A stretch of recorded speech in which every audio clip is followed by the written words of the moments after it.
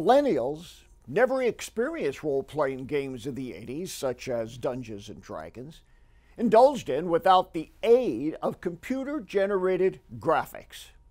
Back then, I did many exorcisms on D&D players. They so invested themselves in their characters, such as the druid, the sorcerer, or the wizard, that they became demon-possessed because of their identification with that character.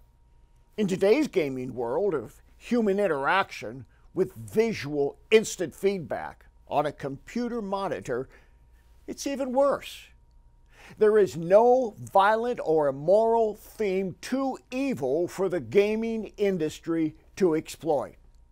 One observer remarked that, and I quote, "The combination of low culture and high technology provides the instrument for libidinal extravaganzas devoid of any socially productive component." Close quote. Well put. The American Academy of Pediatrics sums it up this way.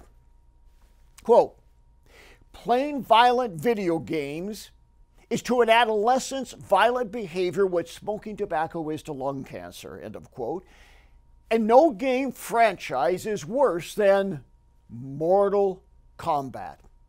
Mortal Kombat is the second best-selling fighting game franchise. Its media universe includes movies, a TV show, a stage show, comic books, and of course a game, all with a satanic Leviathan dragon as the branded symbol. The combat theme centers on martial artists with supernatural powers out to save the world by violent bloodshed, gruesome combat scenes, finished with moves known as fatalities, murdering one's opponent.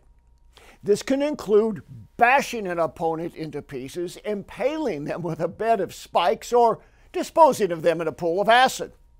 Or the loser may choose to exit by suicide, depriving the winner from murdering his opposition. The latest combat movie, released in April, is still packing theaters. It is also the most successful film to date on HBO Max.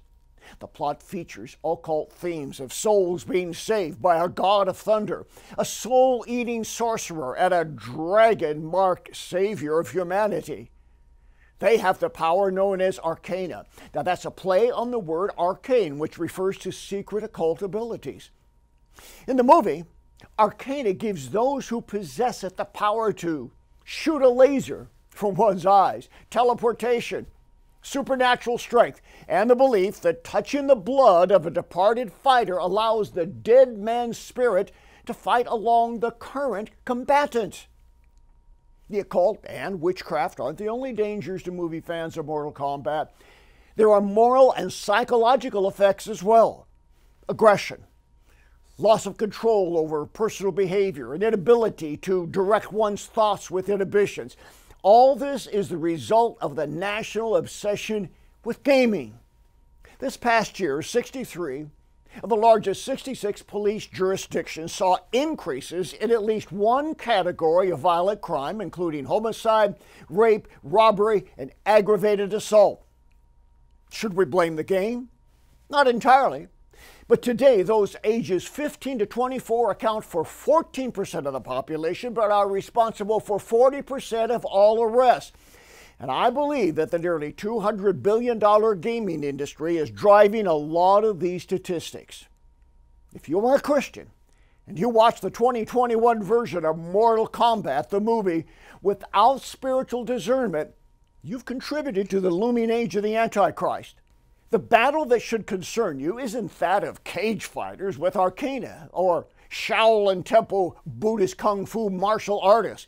It's the war being waged for your soul by Satan. As Ephesians 4:27 says, don't give place to the devil. Don't immerse yourself in a movie based on a satanic worldview of good and evil, God and Satan, or you may find yourself in mortal combat with demons inside your own soul.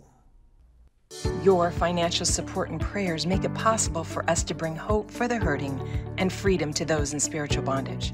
For the latest information regarding ministry outreaches, go to boblarson.org or call 303-980-1511.